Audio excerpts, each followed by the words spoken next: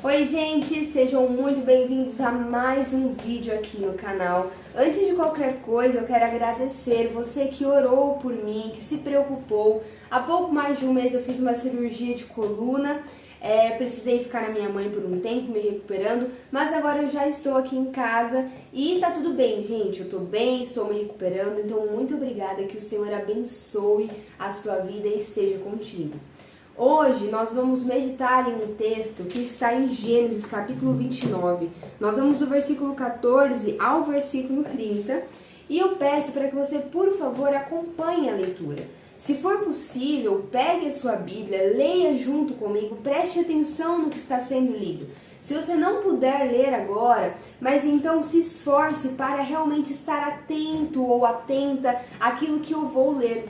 Gente, isso aqui não é nada mais, nada menos do que a própria palavra de Deus. É nisso que nós cremos. Não é meramente um livro de informações, de conhecimento, mas é um livro que carrega a palavra de Deus, que é a palavra de Deus. Quando você abre esse texto e você começa a ler as palavras que estão aqui, essas palavras foram escritas por homens inspirados pelo próprio Deus. Então, quando nós lemos esse texto, nós estamos lendo aquilo que Deus desejou deixar escrito, deixar por escrito para o seu povo.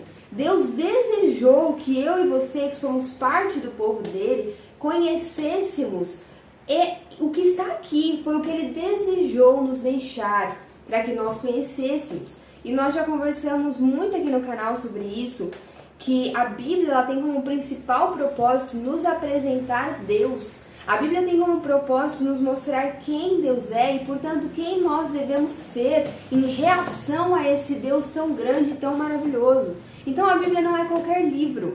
É por isso que o texto ele fala por si só. É por isso que essas palavras elas são poderosas. É por isso que você precisa prestar atenção mais do que nunca no que eu estou lendo, no que está escrito, muito mais do que o que eu vou explicar depois. É claro que depois nós vamos gastar tempo esmiuçando cada versículo para tentar extrair o melhor, para conseguir extrair o que há de mais precioso nesse texto. Mas o que eu falo não é 100% palavra de Deus, porque eu sou um ser humano, mas o que está escrito é a palavra de Deus. Então priorize o texto, priorize aquilo que está escrito. Deseje isso e busque isso no que você ouve. Quando você ouve pregações, quando você ouve reflexões bíblicas, priorize ouvir homens e mulheres que preservam o texto, que se detêm no texto, que gastam tempo no texto, porque o texto é a palavra de Deus. Não o que eu acho, não o que eu penso, mas o texto é a palavra de Deus. Tudo bem? Então, tendo dito isso, hoje eu tenho um assunto para tratar com vocês em cima desse texto profundo. Eu espero conseguir desenvolver com vocês a profundidade que eu desejo a respeito desse texto, que eu creio que é o que Deus está compartilhando comigo, está colocando no meu coração nesse momento. Então eu peço, não desista de mim, ou melhor, não desista de compreender as verdades preciosas a respeito do nosso Deus que estão nesse texto, que estão nesse livro. Fique até o final, vamos tentar construir esse raciocínio juntos, tá bom? Pra gente começar, eu tenho uma pergunta a te fazer. Você sabe o que você quer para sua vida? Você está no controle da sua vida? Você assumiu o controle dos seus dias? Essa pergunta ela é muito feita em ambientes de motivação, ambientes onde você tem um profissional encorajando uma equipe ou tentando ajudar esse grupo a ter uma vida mais satisfeita ou ter uma performance melhor, enfim. Essas perguntas elas fazem parte desses contextos, né? Onde homens e mulheres encorajam e orientam outros homens e mulheres a viverem no seu máximo, a viverem no seu potencial. É muito comum que haja esse ensinamento. Você sabe onde você quer chegar? Porque se você não souber onde você quer chegar, você não vai chegar. Você sabe o que você quer para a sua vida? Você sabe o que você quer conquistar? Quem está no controle da sua vida? Quem é o protagonista da sua história? Nossa, olha como essa frase é frase de Facebook, é frase de Instagram. Quem é o protagonista da sua história? Seja você o protagonista da sua história. E muitas vezes nós ouvimos essas frases e elas parecem fazer sentido. E nós começamos a moldar a nossa vida a esse tipo de ensinamento. Hoje nós vamos ver que isso não tem nada a ver com a verdade, que é a palavra de Deus. Aqueles que servem a Deus, aqueles que são seguidores, são discípulos de Cristo, vivem de forma completamente diferente do que essas frases muito comuns hoje em dia, muito presentes nas redes sociais, querem nos ensinar. Então, se você não entende o porquê essas frases são tão problemáticas, por favor, fica até o final, porque eu acho que você vai entender. Tendo dito isso, vamos para a leitura do dia. A palavra de Deus diz o seguinte, Gênesis 29, versículo 14. Então Labão lhe disse, você é sangue do meu sangue. Já fazia um mês que Jacó estava na casa de Labão, quando este lhe disse, só por ser meu parente você vai trabalhar de graça? Diga-me, qual deve ser o seu salário? Ora, Labão tinha 2 filhas. O nome da mais velha era Lia e o nome da mais nova, Raquel. Lia tinha olhos meios, mas Raquel era bonita e atraente. Como Jacó gostava muito de Raquel, disse, trabalharei 7 anos em troca de Raquel, sua filha mais nova. Labão respondeu, será melhor dá-la a você do que a algum outro homem. Fique aqui comigo. Então Jacó trabalhou 7 anos por Raquel, mas lhe pareceram poucos dias pelo tanto que a amava. Então disse Jacó a Labão, entregue-me a minha mulher, cumpri o prazo previsto e quero deitar-me com ela. Então Labão reuniu todo o povo daquele lugar e deu uma festa. Mas quando a noite chegou, deu sua filha Lia a Jacó, e Jacó deitou-se com ela. Labão também entregou sua serva Zilpa a sua filha, para que ficasse a serviço dela. Quando chegou a manhã, lá estava Lia. Então Jacó disse a Labão, que foi que você me fez? Eu não trabalhei por Raquel, por que você me enganou? Labão respondeu, aqui não é costume entregar em casamento a filha mais nova antes da mais velha. Deixe passar esta semana de núpcias e lhe daremos também a mais nova, em troca de mais 7 anos de trabalho. Jacó concordou. Passou aquela semana de núpcias com Lia e Labão lhe deu sua filha Raquel por mulher. Labão deu a Raquel sua serva Bila, para que ficasse a serviço dela. Jacó deitou-se também com Raquel, que era a sua preferida, e trabalhou para Labão outros 7 anos. Gente, nós estamos aqui diante da história de um homem que sabia muito bem o que ele queria. Ele sabia ou pensava saber o que era bom para a vida dele. Jacó queria Raquel e ele não tinha dúvidas disso. Ele desejava Raquel. Provavelmente ele se apaixonou por Raquel à primeira vista, lá naquele episódio do poço, você lembra disso? Quando Jacó está fugindo da terra dos seus pais, fugindo do seu irmão que queria se vingar e queria matar Jacó. Ele está fugindo do seu irmão Esaú e ele então vai buscar refúgio na terra do tio, ali em Padã Arã. E quando ele finalmente chega naquela terra, ele vai ao poço, que era o lugar na época onde você conseguia encontrar as pessoas ou conseguir informações importantes. Era meio que o point da época. Ele vai até o poço para conseguir essas informações e ali ele descobre, através dos pastores que estavam no poço, que ele estava no lugar certo, que de fato seu tio morava ali e que inclusive a filha do seu tio cuidava do rebanho do tio e estava já se aproximando do poço. Então Jacó estava prestes a conhecer a sua prima, a filha do seu tio, que estava se aproximando. Então nós vimos na última história que ele viu Raquel se aproximando e ali a gente tem alguns indícios de que provavelmente Jacó se apaixonou e se encantou por Raquel logo de cara. E nesse texto que nós lemos hoje, a gente consegue entender um pouco do porquê isso aconteceu. Raquel era uma mulher bonita e atraente, era uma mulher que chamava a atenção. Então, provavelmente, quando ela vem ao poço, Jacó já se desperta, né? Já se encanta e se apaixona por ela. Nós vimos ali naquela história também do poço que de pronto ele já assume a função dela como pastor ali daquele rebanho. Raquel era a pastora do rebanho do seu pai, mas quando Jacó avista Raquel e todo aquele rebanho, ele já toma a frente, ele é proativo e ele começa a dar água para aquelas ovelhas, e a gente entende que ele assume esse papel de ser o pastor daquele rebanho. E então a gente começa a história de hoje com o seguinte versículo 14, que diz o seguinte: Então Labão lhe disse: Você é sangue do meu sangue. Já fazia um mês que Jacó estava na casa de Labão. Esse é o finalzinho da história do poço. Quando Jacó chega no poço, ele encontra Raquel, aí ele vai descobrir que de fato a família do seu tio morava ali, o seu tio tinha um rebanho que era pastoreado por essa mulher chamada Raquel, que era filha do seu tio, ou seja, era sua prima. E aí nós conversamos no vídeo anterior que a prática do pastoreio, ela era uma prática geralmente masculina, era uma função geralmente executada por homens, por causa do que se exigia disso, né? Você tinha que livrar o rebanho de ursos, dos ataques de outros animais, então envolvia muita força braçal. Por isso era uma atividade muito mais masculina, mas não era proibido que mulheres desempenhassem essa função. Provavelmente Raquel pastoreia o rebanho de Labão porque os filhos de Labão, os filhos homens de Labão, que a gente sabe que ele tinha por causa dos capítulos mais para frente, deveriam ser ainda crianças e não poderiam pastorear aquele rebanho. Então essa função era desempenhada por Raquel. Mas como eu disse, essa não era a prática da época, não era o que havia de mais comum. Então provavelmente quando Jacó avista o rebanho, ele já entende, ele já assume essa função.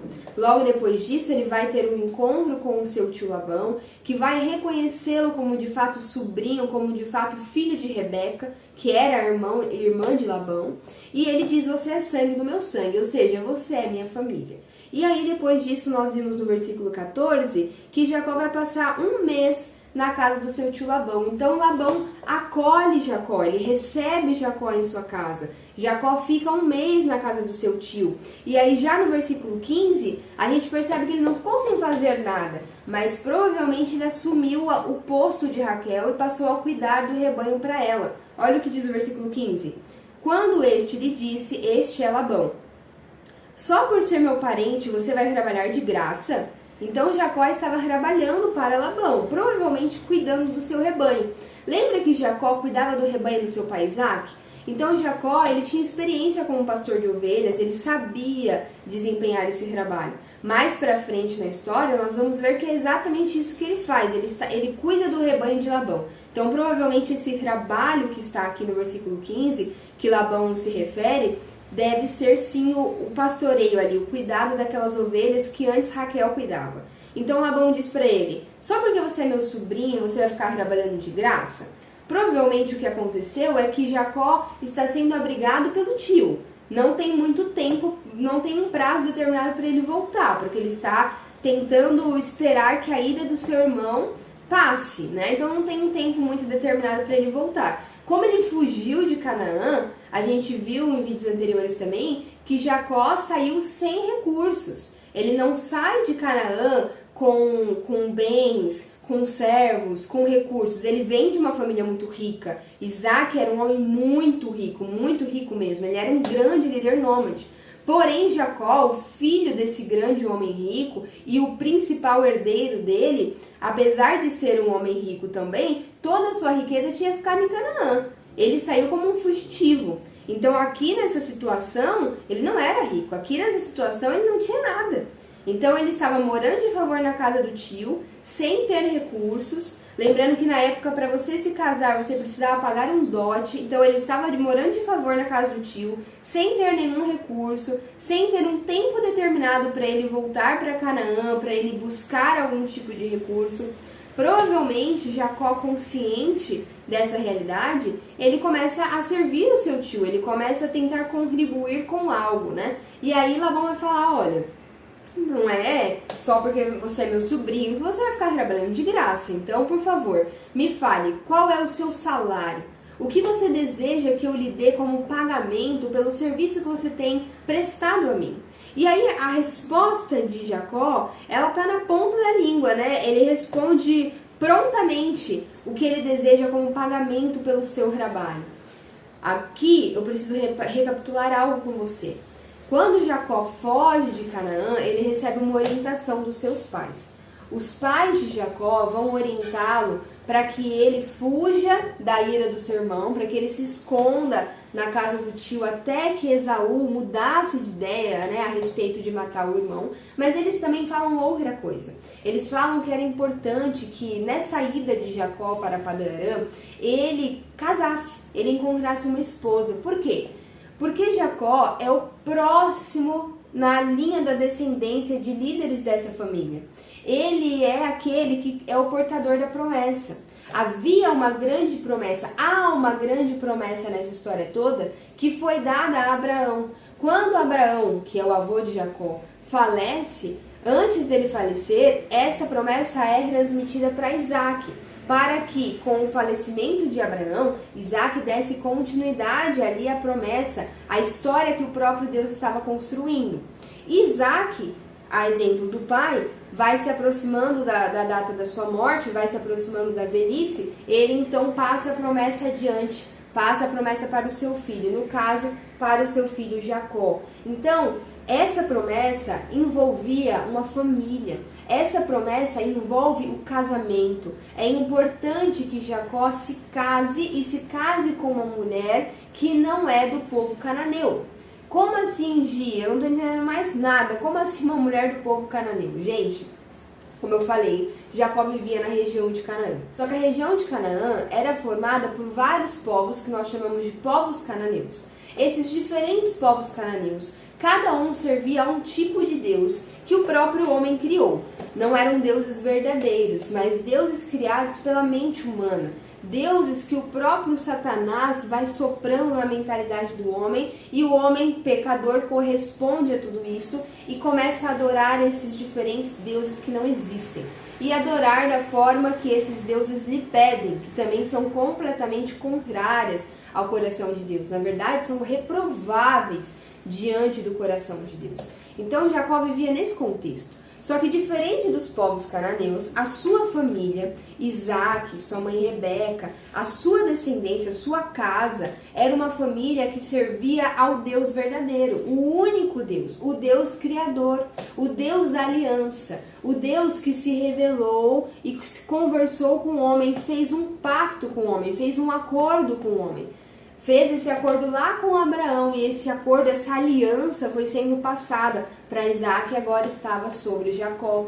Então, a forma como essa família vivia era completamente distinta de todos esses outros povos. E para dar continuidade a essa história, ao desenvolver dessa promessa que o próprio Deus está realizando, está operando e conduzindo, era necessário que Jacó se casasse com uma mulher que fosse temente a esse Deus, com uma mulher que não tivesse uma mentalidade cananeia, uma mulher que não tivesse uma mentalidade pagã, uma mentalidade de quem adora deuses falsos, de quem faz rituais que são abomináveis diante do Deus verdadeiro, como a prática de sacrificar seus próprios filhos, como beber sangue, como mutilar o próprio corpo, e por aí vai, várias outras práticas daquela época que os povos pagãos faziam a esses deuses falsos, a esses deuses que eles serviam. Então era importante que Jacó, o homem que carregava a promessa de Deus, que estava em Jacó, estava a esperança para a salvação da humanidade. Era importante que esse homem se casasse com uma mulher distinta de todos esses povos, se casasse com uma mulher que fosse temente ao Deus de sua família.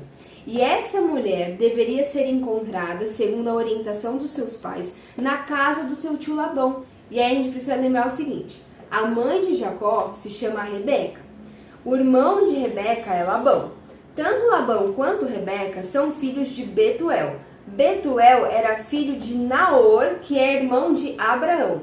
Então, olha só, essas pessoas estão descendendo de uma mesma linhagem, tá vendo? Naor e Abraão eram irmãos. E eles eram descendentes de uma outra pessoinha que está lá no ponto, lá no começo da genealogia, chamado Sem. Sem é o filho mais velho de Noé. É o filho de Noé que foi escolhido para portar a grande promessa. Então, quando Jacó escolhe uma esposa para se casar da casa do seu tio Labão, ele está escolhendo alguém que é descendente de Sem, assim como Abraão também era descendente de Sem. Ou seja, ele está escolhendo uma esposa que vem de uma linhagem que carrega a promessa, que vem de uma linhagem que carrega o temor do Senhor dentro de si. Isso era importante. Por isso, Isaac e Rebeca vão falar para Jacó: olha, aproveita que você está indo lá para Padã-Arã e já se case com uma das filhas do seu tio. Porque em breve Isaac morreria, Jacó seria o seu principal herdeiro e ele então deveria dar continuidade a essa linhagem, a essa família, que no futuro seria uma grande nação, conforme a promessa de Deus para essa casa. Então Jacó sabia que precisava se casar com uma das filhas do seu tio Labão. Quando ele viu a filha se aproximar, quando ele viu a sua sobrinha, a filha de Labão, se aproximar, e ela era bonita e atraente, ele falou: é essa? Eu vim aqui para me refugiar, para fugir do meu irmão e para casar? Pronto, já estou na terra, vou me refugiar e essa princesa maravilhosa que está passando diante de mim será a minha esposa? Tá tudo certo, eu sei o que eu quero, eu sei o que é bom para minha vida, eu sei onde eu quero chegar, então sucesso! E aí agora ele está diante do tio e o tio faz essa pergunta: Jacó, qual é o seu salário? O que você quer que eu lhe dê? E aí ele fala prontamente aqui, ó, no versículo 18: trabalharei 7 anos em troca de Raquel, sua filha mais nova. Jacó, ele era tão comprometido, ele tinha tanta convicção do que ele queria, ele era alguém tão engajado, sabe? Não são essas palavras que as pessoas usam muito nesse contexto, né? Ele era tão engajado, ele queria tanto, ele se empenhava tanto, que ele mesmo vai falar pro tio: olha, eu quero a sua sobrinha, a sua filha Raquel, e eu vou trabalhar 7 anos por ela. É ele que determina o tempo. Não é Labão que fala para ele trabalhar 7 anos. Ele é que se oferece para ter Raquel e ele se oferece por 7 anos de trabalho. Gente, 7 anos de trabalho sem nenhum tipo de remuneração. O que ele receberia no final era a filha, né? A filha de Labão. Ele receberia a Raquel como esposa. Mas esses 7 anos ele trabalharia como um escravo, digamos assim, recebendo casa e alimentação. Ponto final. Depois de 7 anos ele poderia então se casar com a filha de Labão. Talvez você olhe para isso e pense assim: que horror, essa mulher está sendo vendida como um produto. Mas nós precisamos ler o texto com a mentalidade da época. Na época existia algo comum, que eu já mencionei aqui no vídeo, que era chamado de dote, que era uma espécie de um valor financeiro, ou melhor, recursos, né? O financeiro não é muito bom aqui para o contexto, mas eram recursos, era uma espécie de um pagamento que a família, que o noivo deveria dar para a família da noiva. Isso era importante porque era um sinal do valor daquela mulher. Então eu estou tirando essa mulher da casa do pai dela. Eu estou tirando do pai alguém que é preciosa. Ela é a filha dele, é a menina dele. Eu estou trazendo ela para viver comigo. Então eu preciso mostrar para essa família o valor dela e eu preciso mostrar que eu tenho condições de cuidar dela. Então quando um homem pagava o dote, ele estava comunicando para a família da noiva: olha, eu tenho condições de cuidar dela, eu tenho condições de cuidar dela, que é a sua filha, que é preciosa para você. Então o dote era uma prática cultural. Só que o que eu falei pra você, Jacó veio sem nada, ele é um fugitivo. Então mesmo ele sendo o principal herdeiro de Isaac, que era extremamente rico, nessa situação ele não tem 1 centavo furado, você entendeu? Ele não tinha nada. O que ele tinha? A força do seu trabalho. Então ele fala: Labão, olha, eu vou trabalhar 7 anos por Raquel. Vou trabalhar e no final você me dê ela. Agora vamos lá. Ok. Ele está oferecendo o trabalho dele para receber Raquel. Só que em algum momento aqui vocês leram Jacó indo consultar a Deus para saber se Raquel era a escolha de Deus para ele? Para saber se o Senhor desejava que ele trabalhasse 7 anos para ter essa mulher como esposa? Para saber se ela era a mulher que era temente a Deus, que portava a promessa dentro de si, para que eles pudessem alinhar os seus propósitos e continuar a história que Deus estava construindo? Nós vemos esse movimento da parte de Jacó? Nós não vemos esse movimento da parte de Jacó. A gente vê um homem que tinha na ponta da língua uma resposta que ele achava ser bom para ele. Nós vemos aqui um homem precipitado, que sem pensar, que sem consultar a Deus, ele se lança diante do tio e ele oferece 7 anos da sua vida de trabalho para se casar com essa mulher. Mulher essa que ele tinha conhecido há um mês. Porque não é isso que a Bíblia diz? Que havia um mês que ele estava na casa de Labão? Então tinha um mês que ele tinha conhecido Raquel. Logo, ele não conhecia Raquel. Ele conhecia a sua aparência. E conhecendo apenas a aparência de Raquel, conhecendo essa mulher apenas na superfície, porque ele só tinha um mês de conhecimento a respeito de quem ela era, esse homem é capaz de entregar 7 anos de trabalho, 7 anos da sua vida para se casar com essa mulher. Só que este homem não é qualquer homem, mas ele é um homem que carrega sobre si uma grande promessa, a esperança de salvação para toda a humanidade. E este homem não vai consultar a Deus em nenhum momento. Vocês viram que tinha outra filha na história, não tinha só Raquel. Labão tinha uma outra filha, e essa outra filha se chamava Lia. Jacó em nenhum momento se perguntou se talvez Lia não fosse a escolha de Deus. Ele assumiu para si que o que ele precisava, que o que realmente seria bom para ele era se casar com Raquel. Vocês leram comigo que a Bíblia diz que Lia tinha olhos meigos. Vocês leram aqui comigo que o texto diz que Lia tinha olhos meigos, né? Em algumas Bíblias pode ter aí olhos entristecidos, né? Olhos opacos, olhos para baixo. O texto original, pelo que os estudiosos falam, é que o mais próximo do correto, que realmente o texto original quer dizer, é que provavelmente Lia deveria ser estrábica.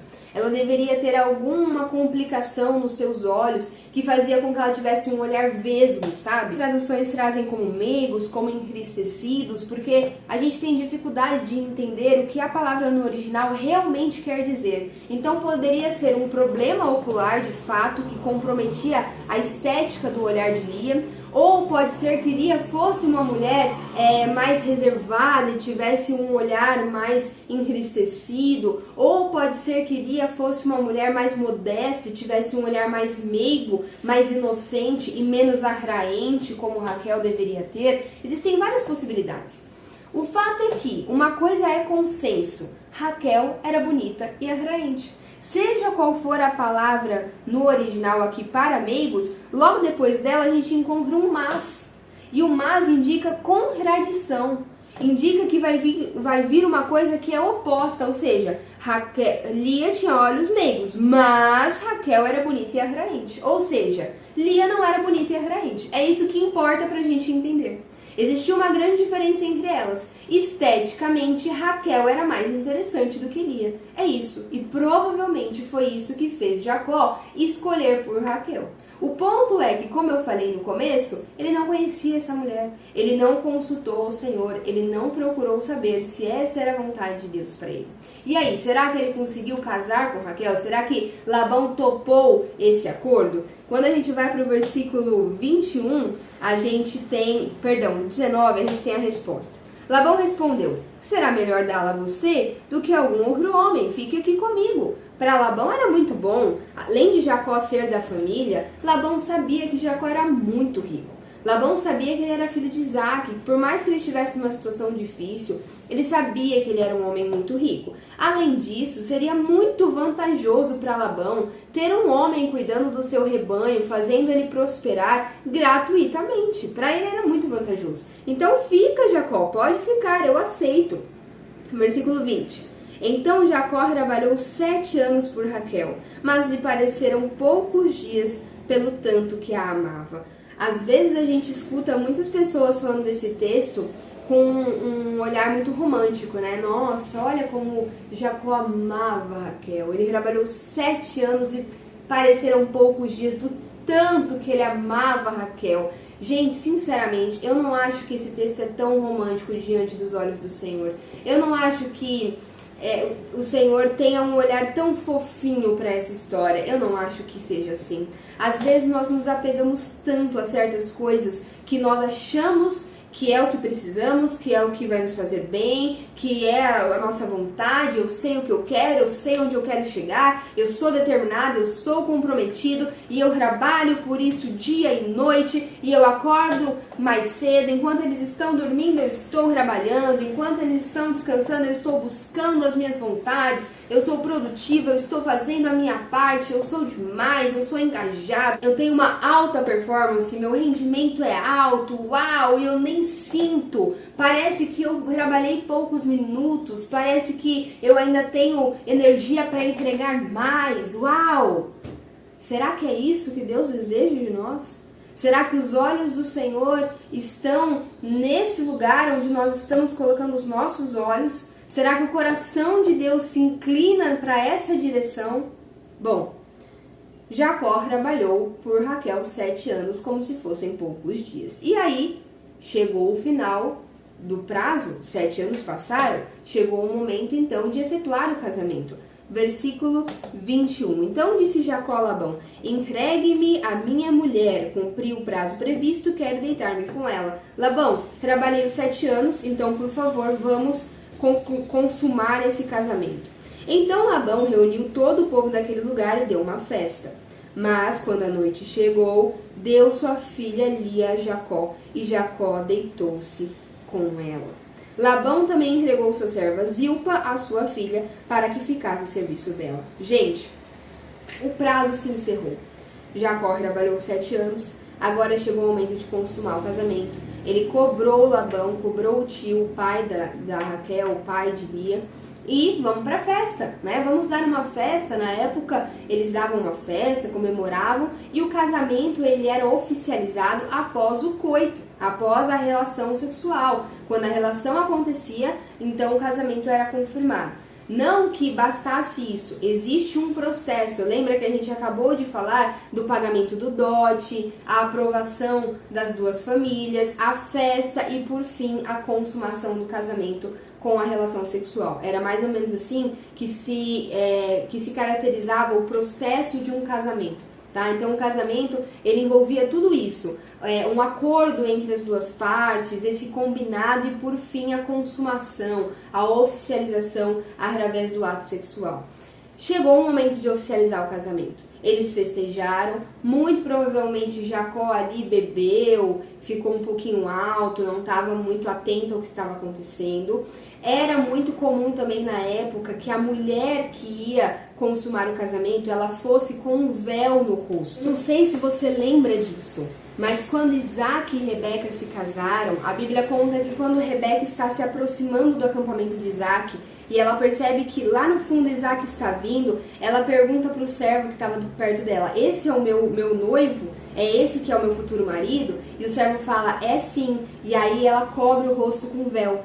Porque na cultura da época, diante do noivo, você colocava um véu, porque o rosto da noiva deveria ser revelado no momento de consumar o casamento. Então, grandes chances de aqui, no momento em que eles entram na tenda para consumar o casamento, pode ser que Jacó estivesse sim um pouco embriagado, mas muita convicção de que Lia estivesse também com o seu rosto coberto naquele momento de consumar o ato, tá? E aí, gente, é muito comum aqui que as pessoas peguem um certo ranço de Lia, né? Como se Lia tivesse enganado a irmã, como se ela tivesse conscientemente tivesse feito parte do plano do pai, como se ela tivesse aceitado a sugestão do pai. Só que isso é pouco provável, gente. Na época, as mulheres não tinham essa liberdade que nós temos hoje de escolher com quem vai se casar. Se o pai disse que ela tinha que ir e se deitar com Jacó, ela tinha que ir e se deitar com Jacó. Ela não tinha muita chance. E a gente leu aqui que o próprio Labão depois vai falar para Jacó que esse era o costume deles, de que lá eles não casavam a filha mais nova antes da mais velha. Então a mais velha tinha que ir primeiro. E isso deveria ser realmente o costume de lá. Não que justifique a atitude de Labão, mas provavelmente isso realmente devia ser um costume. Para que a próxima filha se casasse, a mais nova casasse, a mais velha já deveria ter se casado.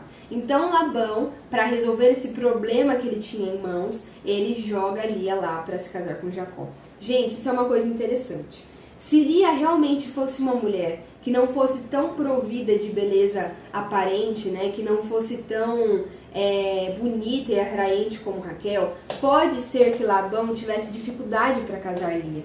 Isso é uma teoria, tá? Porque Lia era a filha mais velha, permanecia solteira. Labão enganou Jacó, né? Forçou ele a se casar com a filha mais velha, sem ele se dar conta. Pode ser que Labão tivesse dificuldade de achar maridos para Lia. Isso era uma realidade na época. Pode ser que ela fosse recusada por muitas famílias por causa da sua estética, por causa da sua aparência. E aí, quando Labão viu a oportunidade diante dos olhos dele de empurrar Lia para alguém da família, de empurrar Lia para um marido que não ia ter muita chance, porque depois que oficializasse o casamento, acabou, ele ia ter que assumir ela. Então, quando Labão viu essa oportunidade, ele pode ter pensado, é agora que eu me livro desse problema.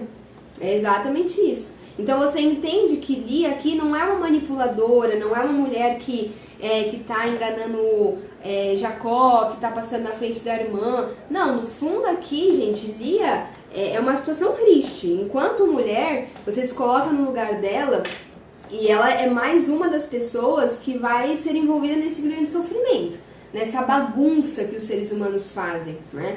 Ela é mais uma pessoa que vai ser atingida pelo pecado do outro, ela vai sofrer a consequência do pecado do outro. Enfim, então eles vão consumar esse casamento, e aí, pensa, Jacó entra na tenda com uma convicção de que quem estava lá era Raquel, e ele está apaixonado por Raquel. Provavelmente está um pouco alto, um pouco embriagado, Lia estava com o rosto coberto, então ele entra na tenda e ele deve ter amado Lia naquele momento. Não Lia, né? Ele achava que era Raquel, mas ele deve ter se entregado à noite de núpcias. Ele deve ter feito dessa noite de núpcias um momento de muita paixão, de muito amor envolvido, porque ele era apaixonado por Raquel. Então Lia teve uma grande noite. Lia foi amada naquele momento. Como nós já dissemos, Jacó pensava estar com Raquel. Mas para Lia, por mais que ela soubesse que ele pensava estar com sua irmã, ainda assim ela foi o alvo desse amor. Ela foi o alvo dessa paixão, desse carinho, desse cuidado que ela nunca tinha vivido antes. Então, pensa, gente, nas consequências emocionais que vai acontecendo na cabeça dessa mulher. Não é à toa que a gente vai perceber nos próximos vídeos que Lia, ela se prende bastante a Jacó. Ela vai começar a amar Jacó intensamente. E ela vai sofrer bastante nessa história ainda, mas aí a gente fala mais pra frente. Bom, eles então vão consumar o casamento. Jacó deita-se com Lia. E isso é algo que eu quero frisar aqui. Gente, a relação sexual, ela é muito importante. Deus criou o sexo e criou para que ele seja feito entre um homem e uma mulher quando estão se tornando um só corpo, uma só carne. Quando eles vão oficializar o casamento, há um pacto de sangue. Sim, porque quando um homem e uma mulher se deitam, quando há coito entre um homem e uma mulher, há liberação de sangue. Uma mulher que é virgem, ela tem dentro de si uma membrana que nós chamamos de ímen. E essa membrana, ela vai ser rompida com o seu noivo. E quando essa membrana é rompida, há liberação de sangue. E hoje a ciência mostra que o homem, por mais que ele não tenha, essa mesma estrutura que a mulher, durante a relação sexual, principalmente a primeira relação, ele também libera pequenas partículas de sangue. Então, nesse momento de relação íntima, gente, há liberação, há troca de sangue, entende? No sentido de que há um pacto que envolve sangue. Tão profundo é o ato sexual. Não é em vão que quando as pessoas se deitam com outras, esse ato marca profundamente a alma dessas pessoas. Pode ser que no momento você não se dê conta, porque você está envolvido de hormônios, existe toda uma questão física. Pode ser que logo depois você ache que isso é bobeira, e aí você releva, mas com o passar dos anos você vai vendo a marca na sua vida de uma vida sexual de rebelião, uma vida sexual contrária à vontade de Deus. Isso é muito sério. Então Jacó, quando ele se deita com Lia, ele se torna uma só carne com Lia. Isso não era pouca coisa. Quando ele se deita com Lia, eles trocaram sangue. Ali envolveu um pacto de sangue. Ali envolveu uma aliança profunda. Neste momento, Jacó, diante de Deus, não é mais só Jacó. É Jacó e Lia. A partir desse momento, eles formam uma só carne. E aqui é que eu acho que está o ponto alto dessa história. Deus permitiu que Jacó se tornasse uma só carne com Lia. Lembra que eu falei para você que Jacó era portador de uma grande promessa? Ele não podia se casar com qualquer mulher. E essa mulher precisava ser temente ao Senhor. Ela precisava portar dentro dela essa grande promessa. Pois bem, vamos entender que promessa é essa, que eu tanto tenho falado desde o começo do vídeo. Para a gente entender que promessa é essa, eu vou voltar com você rapidamente lá para Gênesis capítulo 3.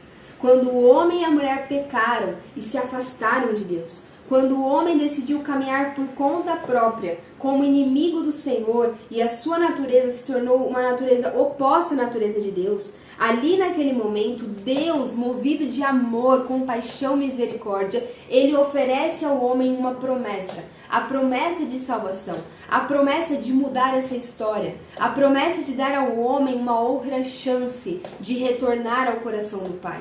E essa promessa consistia em: eu vou enviar o descendente da mulher, a semente da mulher que vai pisar a cabeça da serpente. A serpente é a representação do nosso inimigo, Satanás, aquele que enganou a mulher, aquele que envolveu a mulher no seu discurso para que a mulher escolhesse desobedecer a Deus e depois desse ao seu marido, que também resolveu desobedecer a Deus, e ambos então dão as costas ao Senhor. Deus então diz: eu enviarei uma semente. E essa semente vai ser enviada do ventre da mulher. Aquela que abriu as portas para o engano oferecido pela serpente é aquela que vai trazer ao mundo a esperança da salvação.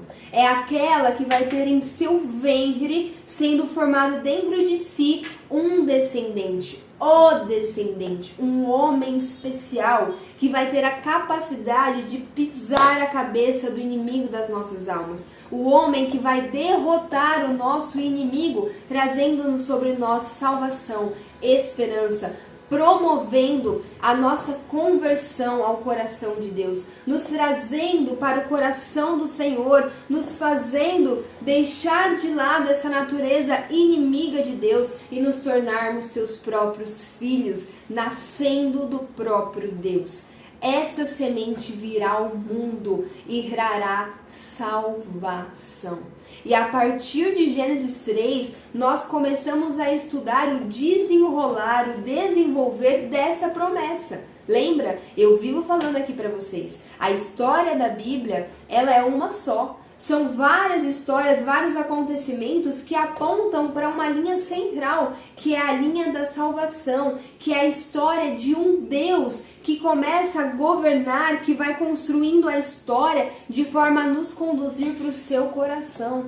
No fundo, a Bíblia está trabalhando uma única história. Essa promessa começa em Gênesis 3 e depois disso a gente vai vendo uma linhagem sendo desenhada para que lá no Novo Testamento a gente possa encontrar a semente, o descendente, Jesus Cristo, o nosso Salvador. Eu falei para você sobre o filho de Noé. Sim, ele é o filho que porta a promessa. Dentro dele está a esperança de um Salvador. Dentro dele havia a esperança do cumprimento de Gênesis 3,15. O descendente da mulher vai nascer e vai nos trazer descanso.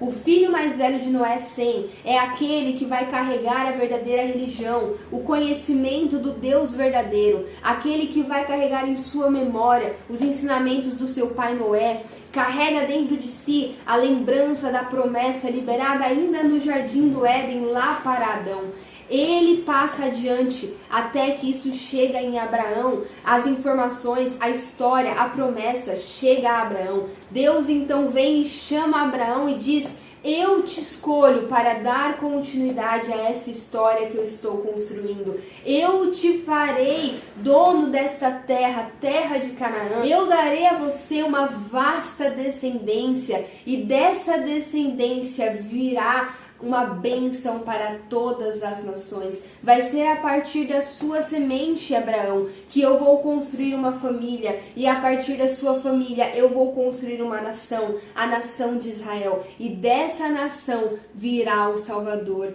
Jesus Cristo. A Bíblia é repleta de árvores genealógicas que nos mostram filho de fulano, filho de Beltrano, que vão mostrando pra gente esse Senhor, esse Deus que está governando a história e conectando os casais. Esse homem vai se casar com essa mulher, a partir deles eu vou trazer uma vida ao mundo. Essa vida ao mundo, quando chegarem na idade apropriada, vai se casar com aquele outro e vai nascer esse aqui, de forma que quando chegar a hora, eu vou nascer entre os homens. Jesus Cristo, Deus vivo entre os homens, para fazer por nós aquilo que nós não podemos fazer, para pisar a cabeça da serpente que nós não podemos pisar, para derrotar o inimigo das nossas vidas, para derrotar a morte, para liberar sobre nós perdão, salvação, transformação. Jacó não podia se casar com qualquer uma, ele precisava se casar com a escolha de Deus para a sua vida. Jacó precisava se casar com uma mulher que portasse a promessa dentro dela, porque quando Jacó se unisse sexualmente à sua esposa, eles iriam fazer com que seus gametas se encontrassem, e a partir dessa união de gametas, o espermatozoide de Jacó e mais o óvulo da sua futura esposa, ali geraria uma nova vida, e essa vida seria o próximo dessa linhagem tão especial que lá na frente iria culminar em Jesus Cristo. Então não poderia ser qualquer mulher, mas aquela que Deus levantou para fazer parte dessa grande linhagem que ele estava construindo. E como eu sei que essa pessoa é Lia?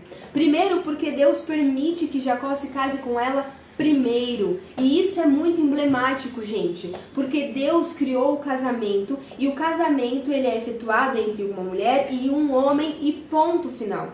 A poligamia não vem de Deus. A poligamia não é aprovada pelo Senhor. O que acontece no Antigo Testamento é que nós vemos a tolerância de Deus. É Deus sendo paciente e longânimo diante de um homem pecador, diante do homem depravado que faz tudo contrário ao que Deus determinou para ser. Deus é paciente, vai ensinando o homem pouco a pouco, até que lá no Novo Testamento vai estar evidente de que a poligamia não é aprovada pelo Senhor. Então veja só, Deus permite que a primeira esposa de Jacó fosse Lia, porque aos olhos de Deus esse é o casamento legítimo. Quando Deus olha para Jacó, ele vê Jacó e Lia como uma só carne. Quando Deus olha para a família de Jacó, ele vê Jacó e Lia como o casamento legítimo, como o casamento conforme ele criou para ser. Veja como é muito propício o fato de Deus ter permitido que Jacó se deitasse com Lia antes de Raquel, que Jacó oficializasse o casamento com Lia antes de Raquel. Outra coisa que me faz pensar que Lia era a escolha para Jacó é porque Lia vai ser a mãe de Judá, que é o próximo nessa linhagem que aponta para Jesus Cristo, entende? Isso mostra que a semente estava nela, isso mostra que a promessa estava em Lia. Então era da vontade de Deus que Lia fosse a esposa de Jacó, mas em nenhum momento Jacó se preocupou em consultar a Deus, em nenhum momento Jacó se submeteu à vontade de Deus, se interessou pela vontade de Deus ou pelo que Deus estava construindo, fazendo. Jacó só se preocupava consigo, aquilo que ele queria, aquilo que lhe agradaria, aquilo que era importante para ele, para os seus olhos, para aquilo que ele via e enxergava. Esse era o comportamento de Jacó, preocupado apenas em realizar as suas vontades, sem se interessar, sem pensar a respeito do que Deus estava construindo. E por causa disso, ele age de forma completamente inapropriada, a ponto de chegar diante de Labão e questionar Labão. Oh, escuta, o que eu te fiz? Eu trabalhei certinho, eu fiz a minha parte e você me entrega a filha errada? Como assim? Ele não se submete ao que Deus havia permitido que acontecesse, mas ele se coloca em rebelião. Não, eu não aceito. Eu me casei com ela, eu tive relação sexual com ela, ou seja, agora nós somos casados, agora nós somos íntimos, agora eu conheci a intimidade dessa mulher, mas não importa, eu não aceito isso, eu quero Raquel, é Raquel que deve ser a minha esposa, eu não me submeto à vontade de Deus. E aí Labão, um homem que também não era temente a Deus, fala, tudo bem, você quer Raquel? Você pode ter Raquel também. Espera só concluir a semana de núpcias com Lia, porque vamos seguir o costume da época, né? Aí já é demais, vamos pelo menos seguir a semana, vamos concluir a semana de núpcias, e aí você fica com Raquel também, tá tudo feito, tá tudo bem. Faz parte, os homens daqui se casam com várias mulheres, tá tudo certo. Aí você tem Raquel também, e aí você trabalha mais 7 anos pra mim. Porque é o justo, né? É o justo. 7 anos por cada filha. Não vou ser lesado nessa história toda. Eu te enganei, mas eu não vou ser lesado nessa história toda. Você vai trabalhar mais 7 anos pra mim. E aí Jacó, gente, que é o portador da promessa, que é o homem que conhece, que é o homem que vem da família que adora o Deus verdadeiro, ele diz, beleza, eu concordo, combinado, eu aceito o acordo. E aí ele se submete a mais 7 anos de escravidão, ter a segunda esposa, contrariando a criação de Deus, contrariando o casamento entre um homem e uma mulher que Deus determinou que fosse. Então, ele também se casa com Raquel. E a Bíblia diz que Raquel era a sua preferida. Então já dá pra gente imaginar como que era essa casa, né? Como era essa família. Eles moravam em tendas diferentes, conforme o costume da época. Cada esposa tinha sua tenda, e aí quando os filhos vinham, essa tenda abrigava as esposas e os seus respectivos filhos, e o marido ficava a hora em cada tenda, né? Mas imagina como não eram os dias dessa família, como Lia não sofre com tudo isso, como Raquel também não vai sofrer com tudo isso, porque é uma coisa completamente desarmonizada, completamente contrária ao que Deus tinha feito para ser, e o homem faz uma bagunça. E quando eu falo homem, eu digo o ser humano, o pecador, o homem e a mulher fazem uma bagunça, pensando, saberem o que é bom para si mesmos, fazem uma bagunça, desconsideram a vontade de Deus. Ah, Gi, mas então você está dizendo que Deus enganou Jacó? Não, quem enganou Jacó foi Labão, com o seu pecado, com a sua mente maliciosa, com a sua mente contrária ao coração de Deus, ele vai enganar Jacó. Isso é pecado, Deus não aprova isso, mas Deus é soberano e a vontade dele sempre vai ser feita. Se você faz as coisas conforme a vontade dele, maravilha, ótimo, menos dor, menos sofrimento, o coração de Deus se alegra. Mas se você peca, se você faz as coisas por engano, se você age por meio de artimanhas, Deus não vai mudar os planos dele por causa dos seus erros, por causa da sua arrogância, por causa da sua forma equivocada de lidar. Ele vai continuar operando aquilo que ele determinou que operaria. A questão é que há mais sofrimento na história, há mais dor na história. E esse sofrimento fere o coração de Deus. Essa dor, essa afronta do pecado fere o coração de Deus e fere a nós mesmos. Causa dor e causa confusão, causa tormento, falta de paz. Jacó sabia tanto o que ele queria, ele sabia tanto onde ele queria chegar, ele era tão engajado nos seus desejos, nos seus objetivos, nas suas metas, que ele foi capaz até de negociar, que ele foi capaz até de abrir mão dos seus princípios, dos ensinamentos que ele recebeu do seu pai, porque a família de Jacó é a família que preserva a verdadeira religião, e a verdadeira religião até esse ponto da história consistia em adorar somente a um Deus, o Deus da aliança, o Deus Yahvé, consistia em ter um só casamento, consistia em adorar a esse Deus através do sacrifício de animais. Essa era a verdadeira religião. E essa família preserva essa religião, preserva a verdadeira fé e vai passando adiante, vai passando para os seus filhos. Então Jacó sabia que isso não era do agrado de Deus. Ele sabia que isso iria contra o que os seus pais tinham lhe ensinado. Mas ele queria tanto, ele sabia tanto que era bom para ele, que ele vai aceitar, até mesmo abraçar a poligamia. Ele vai aceitar esse acordo maligno sobre a sua vida para conquistar a sua vontade. E o que vai acontecer, gente, é que Raquel, nós vamos conhecer um pouco mais dela um pouco mais para frente. A gente vai conhecer um pouco mais de Lia também. Nenhuma era perfeita, porque nós somos pecadores. Mas nós vamos ver que Raquel era uma mulher muito difícil. Raquel era uma mulher manipuladora. Raquel era uma mulher idólatra. Ela não era temente a Deus. E ela vai causar muita confusão. Lembra que eu falei, Jacó não conhecia Raquel, Jacó conhecia a sua aparência, e ele escolheu ficar com a aparência em vez de ficar com a vontade do Senhor, em vez de ficar com aquilo que Deus havia determinado, que sem dúvida era o melhor para a vida de Jacó e apontava para a grande vontade, para o grande plano de Deus. Jacó não se preocupou com nada disso. Mas o nosso Deus é um Deus misericordioso, é um Deus bondoso, é um Deus que opera a sua vontade mesmo com os nossos erros.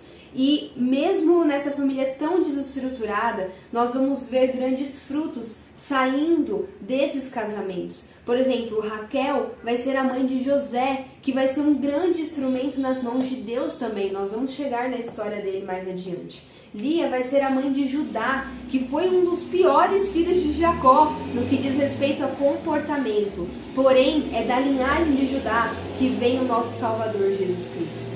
Deus está o tempo todo atuando e mostrando como Ele faz apesar de nós. E mostrando como Ele nos ama, mesmo que a gente não seja digno de seu amor. Ele mostra o tempo todo como o único perfeito é Ele e nós precisamos dele e não da nossa própria justiça. Na história de hoje, nós vimos um homem que carregava dentro de si a arrogância de pensar que sabia o que era melhor para si. E o meu apelo hoje, o meu desejo é te despertar para que você abra mão dessa arrogância, se ela está dentro de você. Eu arrisco a dizer que há grandes chances de que ela esteja, porque nos últimos dias em que Deus vem falando comigo a respeito desse texto, o Senhor vem me mostrando como isso é abundante no nosso interior. Nós constantemente nos comportamos como Jacó. Nós somos arrogantes e pensamos saber o que é bom para nós mesmos. Existe dentro da gente um espírito de rebelião, onde nós queremos determinar os nossos passos, e quando Deus intervém e muda os planos, e muda as estações, e muda a nossa rota, o nosso comportamento, a nossa reação, dificilmente é uma reação de submissão. Geralmente é uma reação de questionamento, é uma reação de eu não aceito, eu vou fazer acontecer, eu vou dar um jeito, mesmo que para isso eu abra mão dos meus princípios. Dificilmente a gente se submete à soberania do Senhor, desde grandes coisas até coisas que parecem pequenas. Na verdade não são pequenas, são internas. As pessoas não veem, mas elas estão ali e não são pequenas, mas estão profundamente enraizadas e por isso são tão perigosas. Eu quero exemplificar para que não fique confuso para você.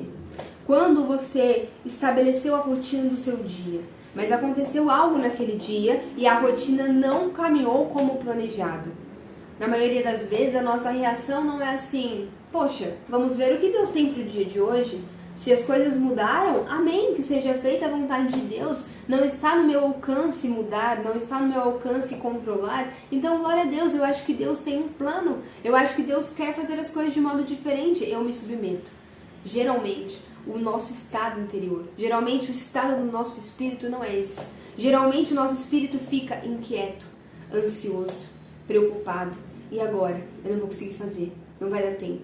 E agora? O que vai acontecer? mas todo mundo fica me atrapalhando, eu sou toda hora interrompido, eu preciso de um tempo, eu preciso me disciplinar, a minha vida tem que ter uma rotina mais alinhada. E a gente começa a se torturar, e a gente começa a ficar ansioso, e a falta de paz começa a ser a nossa realidade, e a nossa mente começa a pensar somente naquilo, e esquece do Senhor, e esquece de pensar a respeito do que Ele está fazendo, do que Ele determinou para aquele dia. Não nos submetemos.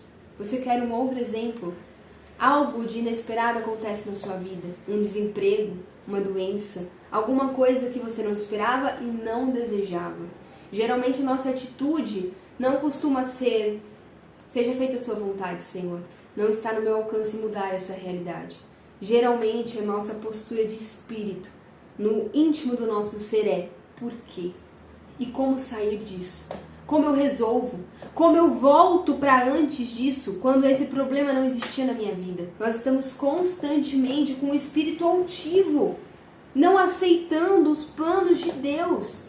Veja, aqui eu não estou fazendo um apelo para você ser irresponsável, para você não se planejar, para você não ser diligente com o seu tempo, né? Ser responsável, fazer as coisas de forma correta. Não é isso. Vamos ser diligentes, vamos ser responsáveis, vamos nos planejar. A Bíblia dá base para tudo isso. Mas o nosso interior, o nosso estado de espírito precisa estar consciente de que se as coisas mudarem, não porque faltamos com responsabilidade, não porque não fizemos a nossa parte, mas porque simplesmente as coisas mudaram e não estavam no nosso alcance. A nossa reação, a nossa primeira reação deve ser: o que será que Deus está fazendo? Eis-me aqui, Senhor. Eu me submeto. Eu estava indo por aqui, agora o Senhor quer que eu vá por aqui? Amém. Eu queria muito essa promoção, mas ela não chegou para mim, o Senhor deu para outra pessoa? Amém.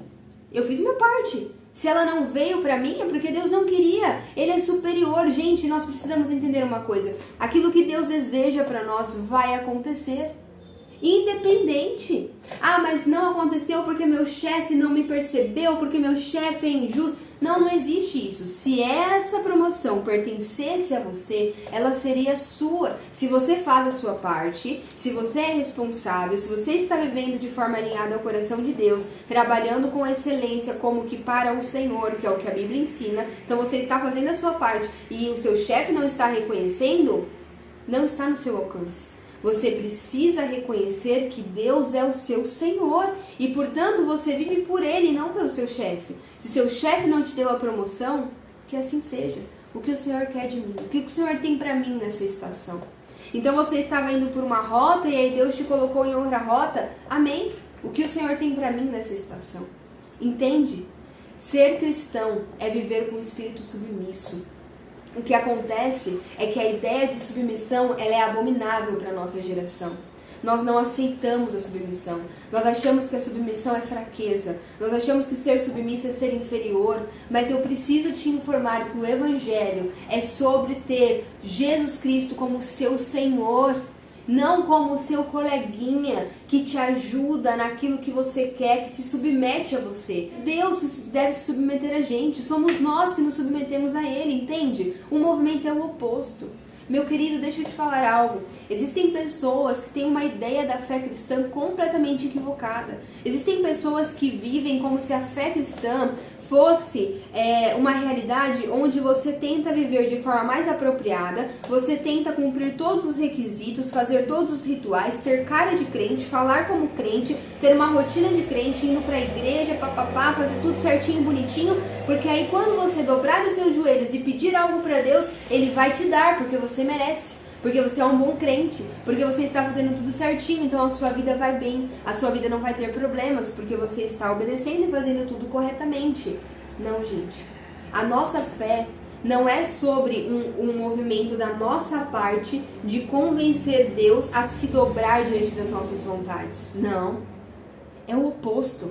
A fé cristã é sobre morrer para si, para renascer com Cristo. É sobre se esvaziar para poder ser cheio do Espírito que habita em Jesus Cristo.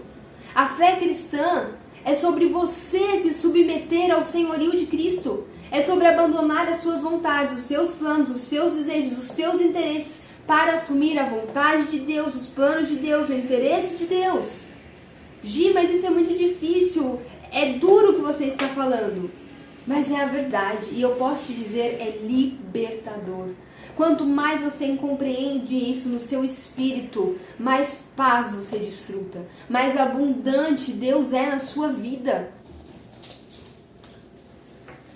Mais abundante a sua vida se torna, sabe por quê? Porque Deus é o seu Senhor, não você mesmo.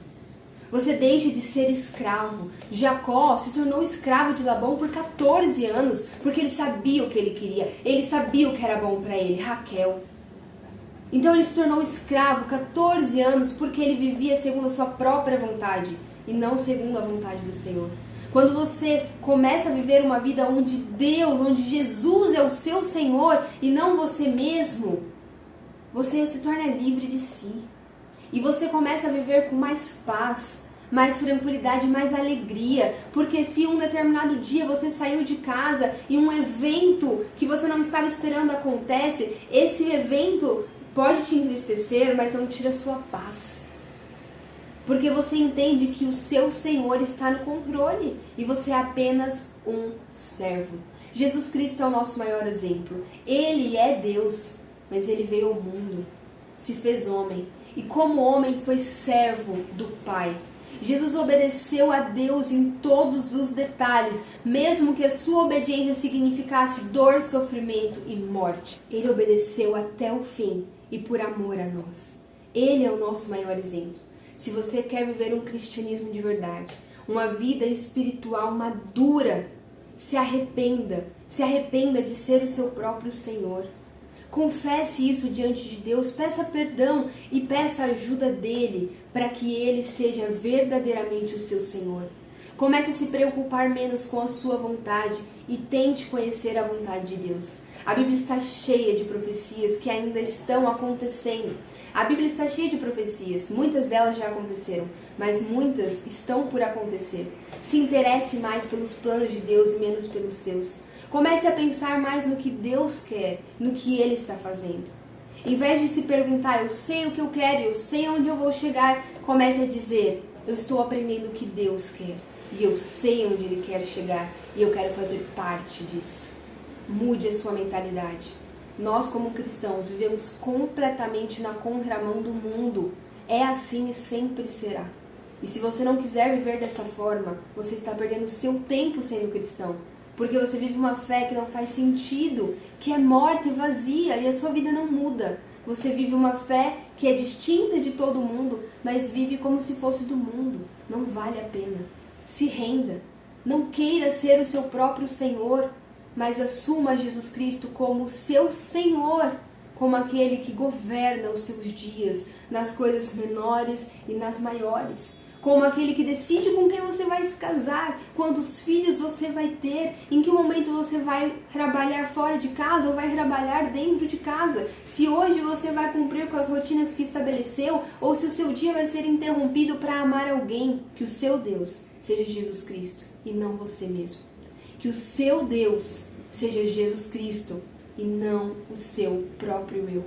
Que o Senhor te ajude a morrer para si, para que Jesus Cristo nasça dentro de você.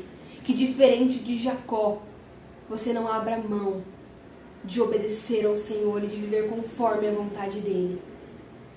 Que diferente de Jacó, você se preocupe e deseje viver aquilo que Deus está fazendo e construindo. Que você gaste o seu tempo e os seus pensamentos naquilo que Deus está fazendo, nos planos dEle e não os seus. Em nome de Jesus. Vejo vocês no próximo vídeo.